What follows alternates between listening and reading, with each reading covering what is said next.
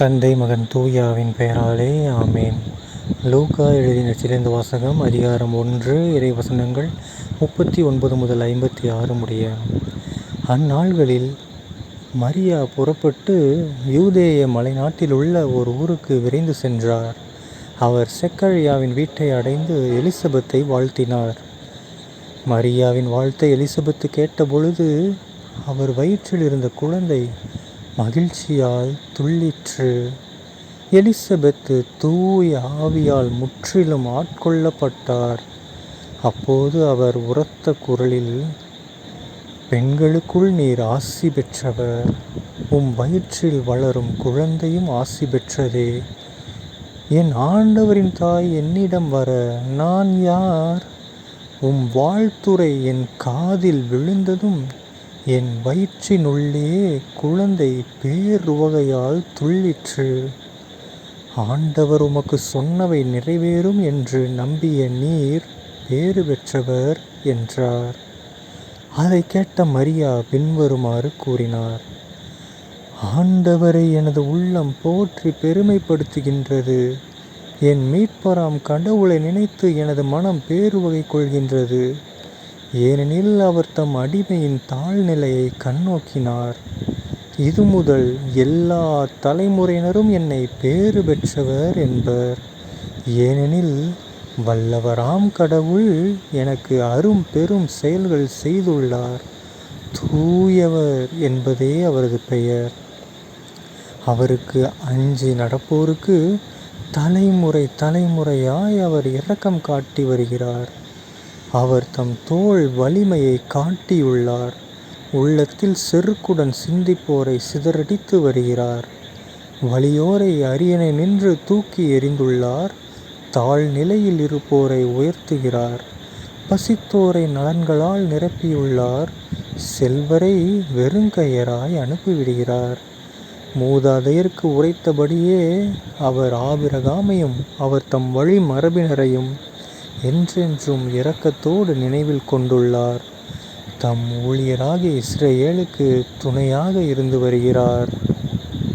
மரியா ஏறக்குறைய 3 மாதம் எலிசபெத்தோடு தங்கியிருந்த பின்பு தம் வீடு திரும்பினார். ஆண்டவரின் அருள்வாக்கு. கிறிஸ்துவே உமக்கு புகழ். அன்பான சகோதர சகோதரிகளே, இன்று பொதுக்காலம் 19ஆம் வாரம் ஆகஸ்ட் 15ஆம் தேதி 2024ஆம் வருடம் வியாழன்கிழமை. இன்று நாம் நம்ம அன்னை மரியாள் கன்னி மரியாளுடைய விண்ணேற்பு பெருவிழாவை கொண்டாடுறோம். ஒரு திருவிழாவே கொண்டாடுறோம். ஓகேங்களா. இன்றைக்கி பார்த்திங்கன்னா எல்லா பங்குக்கும் திருவிழாவாக இருக்கும் மேக்ஸிமம். ஓகேங்களா. இன்றைக்கி ஒரு மிகப்பெரிய திருவிழா நாளாக இருக்கும்.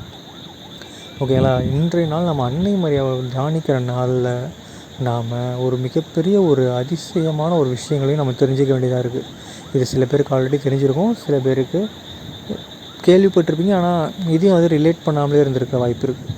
ஓகேங்களா. அது என்ன விஷயம் அப்படின்னா, எப்போவுமே அன்னை மரியாள் இருக்கிற இடத்துல தூய ஆவியானவர் கூடவே இருப்பார்.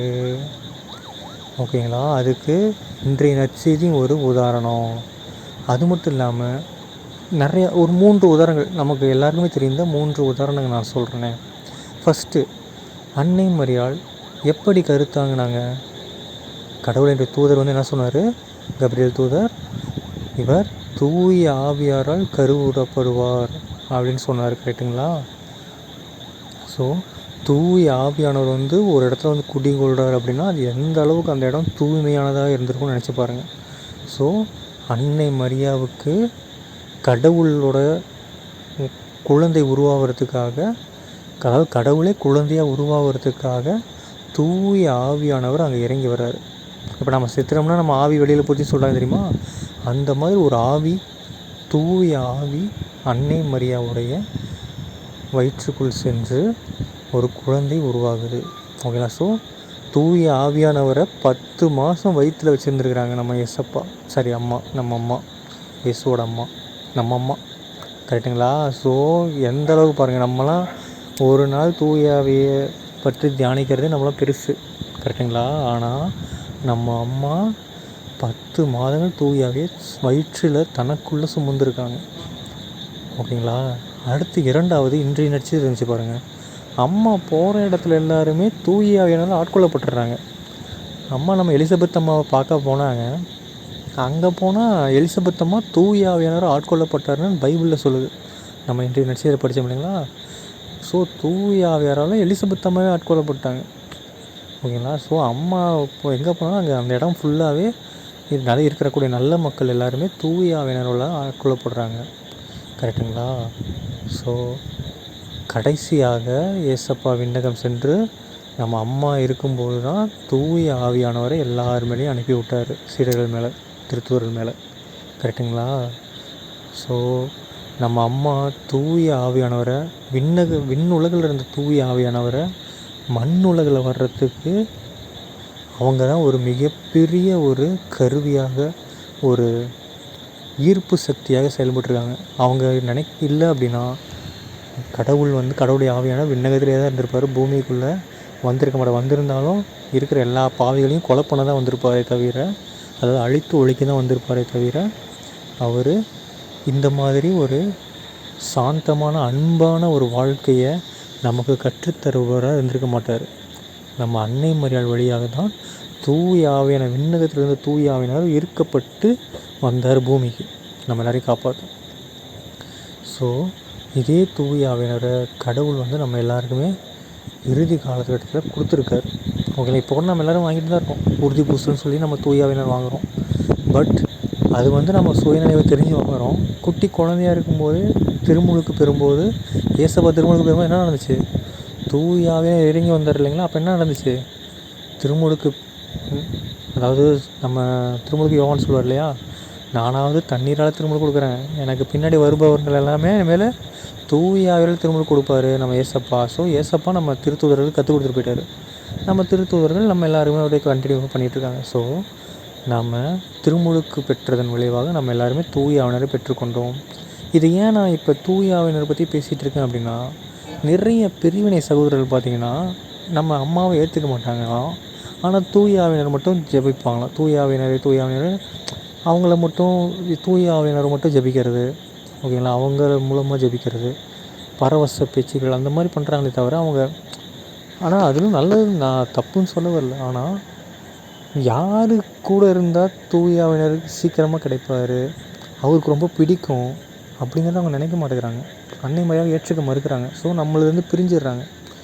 ஸோ அவங்களும் என்ன பண்ணணும், முடிஞ்ச அளவுக்கு இனிமேலாவது இந்த கருத்துக்கள் எல்லாம் தெரிய வந்த பின்னாடி புரிஞ்சிக்கிட்டு, அன்னை மரியாதையும் நம்ம தூய ஆவியானவரை பிரிக்க முடியாது. ஏன்னா நீங்கள் இன்னும் உள்ளுக்குள்ளே போய் பார்த்தீங்கன்னா என்ன, சரி புதிய ஏற்பாடு தானே அன்னை மரியாள், அதுக்கு முன்னாடி தூய ஆவியானவர் தனியாக தான் இருப்பேன் நினச்சிப்பீங்க. ஆனால் ஸ்டார்டிங்லேயே பாருங்களேன், தூய ஆவியானவர், கடவுளின் ஆவியானவர் நீரின் மீது அசைவாடி கொண்டு தான் நம்ம பார்த்துருக்கோம் தொடக்க நூலில். அதுக்கப்புறமேட்டு அதே தொடக்க நூலில் தான் நம்ம ஆதாம் யாவாலும் பாம்போட பேச்சு கேட்டு பாவம் செஞ்சுருப்பாங்க. அப்போ கடவுள் என்ன சொல்லுவார், ஒரு குழந்தை என் மூலமாக உருவாகும், அதுக்கு ஒரு பெண் மூலமாக அந்த குழந்தை உருவாகும், அந்த பெண்ணோட வித்து, அதாவது அந்த பெண்ணோட குழந்தையான ஏசப்பாவுக்கும் உன்னோட, அதாவது சாத்தானுக்கும் நடுவில் நான் சண்டையை வர வைப்பேன். ஸோ நீ அதோட காலை காயப்படுத்தும், ஆனால் அவங்க ஏசப்பா உன்னோட தலையவே காலி பண்ணிடுவார். ஸோ தொடக்க நூலே சொல்லிட்டாரு அன்னை மரியாள்னு ஒருத்தர் வர போகிறாங்கன்ட்டு. ஓகேங்களா? அதே தூய ஆவியானவரை பற்றிய பேசின அதே தொடக்க நூல்லையே அன்னை அந்த பாவத்திலேருந்து மக்களை மீட்கிறதுக்கு வேறு யாரும் முடியல. ஸோ அப்போவே கடவுள் முடிவு பண்ணிட்டாரு, நாம் தாண்டா பிறந்தாகணும், நாம் பிறக்கணும்னா அன்னை மரியாள்னு ஒருத்தருங்க வேணும், அன்னை மரியாள் வேணும்னா நம்ம தூய ஆவியானவர் இறங்கணும். ஓகேங்களா? ஸோ ஸ்டார்டிங்லேருந்தே நம்ம தூய ஆவியானவர் நம்ம அன்னை மரியாள் வழியாகவே தான் நம்ம எல்லாருக்கும் ஒரு நல்லதொரு நிகழ்ச்சிகளை, நல்லதொரு செய்தியை, பாவப்பட்ட இந்த பூமியை ஒரு அன்பால் நிரப்பி நம்ம எல்லாரையும் வழிநடத்த, நம்ம எல்லாரையும் அழகாக கொண்டு போய் மோட்சத்துக்கு கொண்டு போய் சேர்க்குற வழியை பார்த்துட்ருக்காங்க. ஸோ நாமளும் தூய்மையாக இருக்கணும், அன்னை மரியாள்கிட்ட வேண்டுங்க, ஜெபம் பண்ணுங்கள். நம்ம அன்னை மரியாள் உடலோடு ஆன்மாவோடு விண்ணகத்துக்கு போயிட்டாங்க. ஓகேங்களா? அதெல்லாம் வாய்ப்பே இல்லை. எப்படி நம்ம பாருங்கள், நம்மலாம் இப்போ இருக்கிற காலகட்டத்தில் அதை நம்ப கூட சில பேர் மறுக்கிறாங்க. நம்ம திருச்சபை இவ்வளோ கோடி மக்கள் அதை நம்பி ஏற்றுக்கிறாங்க. ஆனாலும் ஏதோ சில பேர் அறிவாளிகள் அது எப்படிப்பா அப்படிப்பா அப்படி இப்படின்னு நினைக்கிறோம். அப்போ எங்கே உயிரோடு போனாங்கன்னா எங்கே இருக்குது அந்த இடம், சேட்டலைட்டாக நீ பார்த்தோமே கிடைக்கலையே அப்படி அப்படின்வாங்க. ஓகேங்களா? பட் அது எதையும் நீங்கள் மனசில் வாங்கிக்காதீங்க. ஏன்னா குழந்தை மனது இருக்கிறவங்க தான் விண்ணரசுக்கு ஏற்றவர்கள். குழந்தை என்ன பண்ணும், சொன்னால் ஏற்றுக்கும், ஆராய்ச்சிலாம் பண்ணாது. ஓகேங்களா? நீங்கள் ஆராய்ச்சி பண்ணி கடைசி ஃபினிஷிங் டச்சில் நீங்கள் செத்த பின்னாடி போய் பார்த்து அடைச்ச இதுதான் நான் இதை அப்பயே நான் குழந்தையா இருக்கும்போது சொன்னாலே அப்போ நான் நம்பாமல் இப்போ தான் அப்படின்ற மாதிரி ஆகிடக்கூடாது. ஓகேங்களா? ஏன்னா நம்ம இயேசுவை நம்பிட்டுருக்கோம், தூய ஆவியை நம்புகிறோம், நம்ம பைபிளை நம்புகிறோம், நம்ம அன்னை மரியாதை நம்பிட்டுருக்கோம். ஓகேங்களா? இவர்கள் எல்லாருமே தான் நமக்காக உதவி செய்கிறாங்க. ஓகேங்களா? ஸோ இனிமேல் நீங்கள் யாரும் பிரிவினை சகோதரர்கள் மாதிரி பிரிவிஞ்சு போயிடாதீங்க. ஏன்னா நம்ம அன்னை மரியா தூயாவே ஏன்னா பிரிவினை மேக்ஸிமம் பார்த்திங்கன்னா ஆரம்பமே அன்னை மரியாள்கிட்ட தான் கட் பண்ணுறாங்க. அவங்களுக்கு என்ன விரோதமோ தெரில. ஏதாவது தூய்மை இல்லாத இடத்துல தூயாவே இருப்பாரா சொல்லுங்கள்? வாய்ப்பு இல்லை. அப்போ எப்படி நீங்கள் அன்னை மரியாதை எதோ புனிதர்களெல்லாம் நம்ம வச்சு சர்ச்செல்லாம் வச்சு பண்ணுறாங்க. ஆனால் அன்னை மரியாள் எவ்வளோ பெரிய புனிதை, கடவுள் தூயாவினர் அவ்வளோ இதாக உள்ளார அவ்வளோ மாதம் இருந்து 10 மாதம் இருந்துருக்காரு, கூட குழந்தை பிறந்து அவ்வளோ வருஷங்களுக்கு கொண்டு போயிருக்காங்க. இறந்த பின்னாடியும் ஏசப்பா தூயாவினர் அவங்க மேலே தான் கொடுத்தாரு. ஸோ அவ்வளோ இருக்கும்போது ஏன் பிரித்து பார்க்குறேன்னு தெரியல. ஸோ இன்றைய விண்ணேற்பு நாள் மூலமாக நீங்கள் உங்களுக்கு தெரிஞ்ச சில பேர்கிட்ட சொல்லி புரிய வைங்க. அவங்க ஏற்றுக்கிட்ட மனம் மாறலாம். மதம் மாறி வர்றது, இடம் விட்டு இடம் மாறி வர்றது, அது கொஞ்சம் நிறையா ப்ரொசீஜர்ஸ்லாம் வச்சுருப்பாங்க. அதெல்லாம் நம்மளுக்கு வேணாம். ஸோ மனசில் ஒரு ஓரத்தில் தூய ஆவியினர் வச்சுருக்கும்போது கண்டிப்பாக அன்னை மரியாள் கூட இருந்தால் மட்டும்தான் எல்லாமே சாத்தியமாகும், ஈஸியாக நடக்கும். ஓகேங்களா? நம்ம 100-1000 வருஷம் பாடுபட்டால் தான் நமக்கு தூய ஆவியினர் கிடைப்பார். ஆனால் சீக்கிரமாக கிடைக்கணும் அப்படின்னா நம்ம அன்னை மரியாள் நம்ம கூட இருந்தால் மட்டும்தான் நம்மளை அழகாக வழிநடத்தும். ஓகேங்களா? ஸோ நீங்களும் நானும் என்ன பண்ண போகிறோம், இன்றையிலிருந்து அன்னை மரியாளை யாருக்கும் விட்டு கூடவே கூடாது. அவங்க நம்ம அம்மா, அவங்க இல்லாமல் ஒன்றுமே முடியாது. அவங்க இல்லைன்னா ஏசப்பா வந்திருக்க மாட்டார். அவங்களுக்காக தான் வெயிட் பண்ணியிருப்பார். ஏன்னா தொடக்க நூலே சொல்லிட்டார். நீங்கள் நினைக்கலாம் அவர் வந்திருப்பார், கிடையாது. தொடக்க நூலே சொல்லிட்டார், ஒரு பெண் வருவாங்கன்னு சொல்லிட்டார். அந்த பெண்ணிட்ட இருந்தால் நான் வருவேன்னு சொல்லிட்டார். பெண்ணுடைய வித்து, அதாவது பெண்ணுடைய குழந்தையாக தான் வருவேன்ட்டார். அதனால் ஓகேங்களா, தொடக்க நூல் உலகம் ஆரம்பித்ததுலேருந்தே கடவுள் அன்னை மரியாவுடைய அந்த இதை தூய்மையாகவே கொண்டு வந்துருந்துருக்கார். ஓகேங்களா? இனிமேல் உங்களுக்கு எந்த சந்தேகமும் வரக்கூடாது. ஸோ அன்னை மரியாள்கிட்ட நம்ம வேண்டிக் கொள்வோம். தந்தை மகன் தூய ஆவியின் பெயராலே ஆமீன். இயேசுக்கே புகழ், இயேசுக்கே நன்றி, மரியே வாழ்க. இயேசுவின் ரத்தம் ஜெயம். ஹல்லேலூயா. Praise the Lord.